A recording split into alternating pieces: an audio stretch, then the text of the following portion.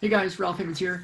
And I was thinking this morning as I was running out on the interurban Arroyo Park in Bellingham, Washington today, I remembered a time when my friend Jamie, a doctor in Del Mar, California, outside of San Diego, in our running group, he was telling us about the day that he picked the guy that was going to design and build his pool. He had a really beautiful house in Del Mar. I think it was in Del Mar. It was somewhere up in North San Diego County, and amazing spot, amazing spot. But he was telling us about it, and before I tell you about how he picked his pool maker, there's a story. There's a story about crabs, and a crab.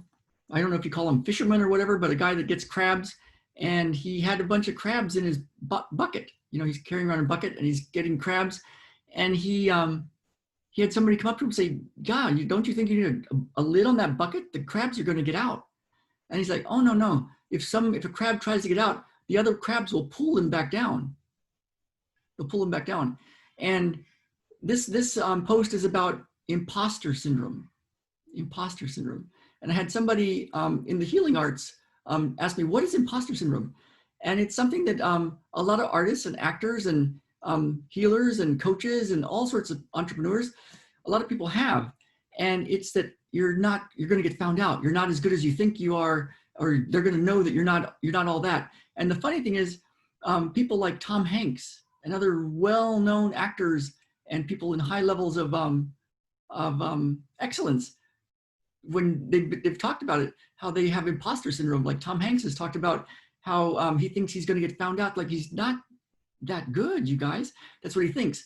And so one of the funny things, one of my coaches said, if you don't have imposter syndrome, that's the people to really concern yourself with, because they actually could be the imposters. Because we all have our doubts and fears and anxieties about, are we good enough to teach? Are we good enough to help somebody with their healing? Are we good enough to do something big in the world?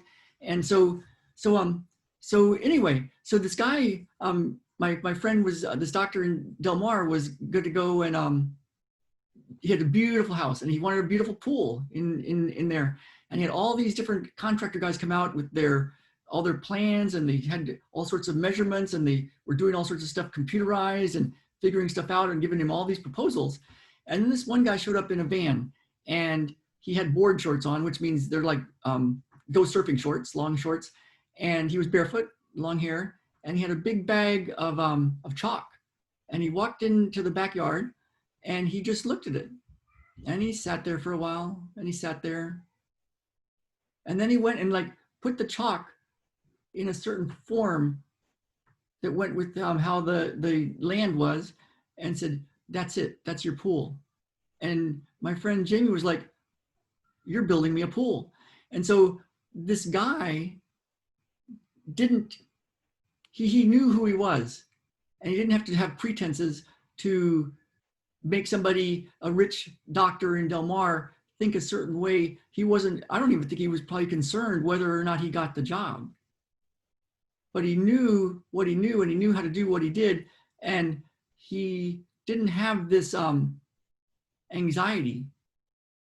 You know, he probably had his own versions of imposter syndrome about stuff, but when you're doing what you love to do, and you know you can do it, and you know you can help somebody, all that imposter syndrome starts to not matter, because you're doing what you're here to do, and you're good at it, and it's what you do, it's what you are.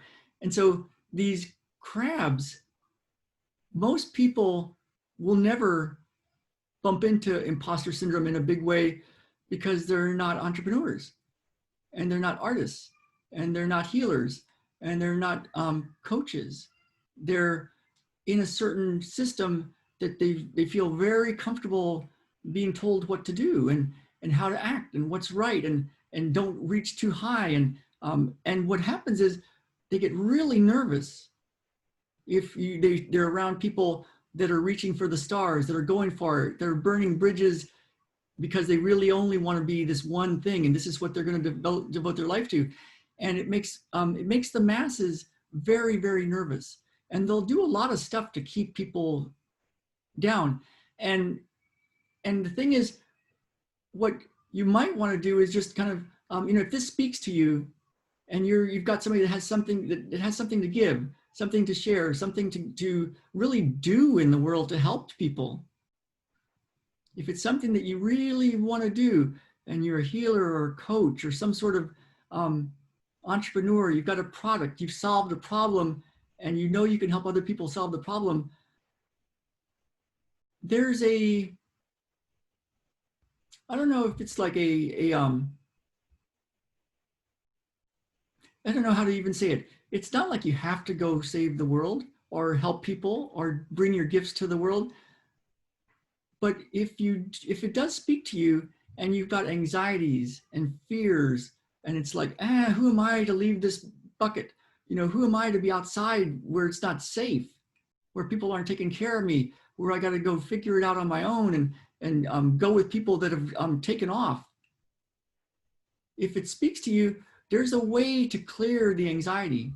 I cleared anxiety in myself years ago.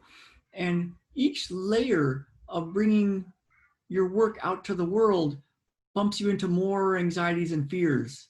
It's not like you just get rid of every single little drop of it. It's like as you get on bigger stages, as you get to do more stuff, as you charge people money for your product, it starts to bump you into stuff. And there's a way to clear it without just calming it down. With all due respect to all the people that use all sorts of substances, lavender, CBD, regular meditation to kind of calm yourself down, all that's good. It's all good. I run. I used to run because it helped me calm down from anxiety. I still run, but I love to run. There's nothing wrong with using those things, but there's a way to clear the root cause of that anxiety. And what's cool is if you're on the road of entrepreneurship, if you're on the road of bringing your healing work out to the world, of bringing your gifts out to the world, of helping people with what you're here to do, you're going to bump into that imposter syndrome, that anxiety. It's going to be like right in your face. One of the biggest spiritual journeys, I believe, is to bring your gifts to the marketplace and let them decide with their money if what you have is worth something to them. And it bumps you right into your own stuff. But what's cool, if you're on that journey, there's a way to every step of the way clearing the root cause of that, not running from it, not trying to calm it down with a substance.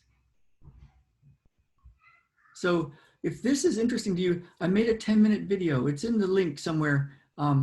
It's ralphhavens.com/crush imposter syndrome, a 10-minute video. And if it speaks to you, go check it out. Go check it out and let me know what you think.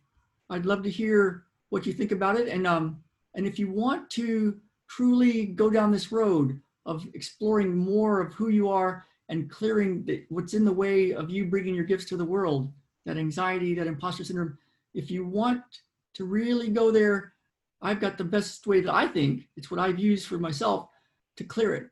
And if you're interested in that, go check out that link. So have a great Sunday and let's get out there and live. Let's really live. Bye now.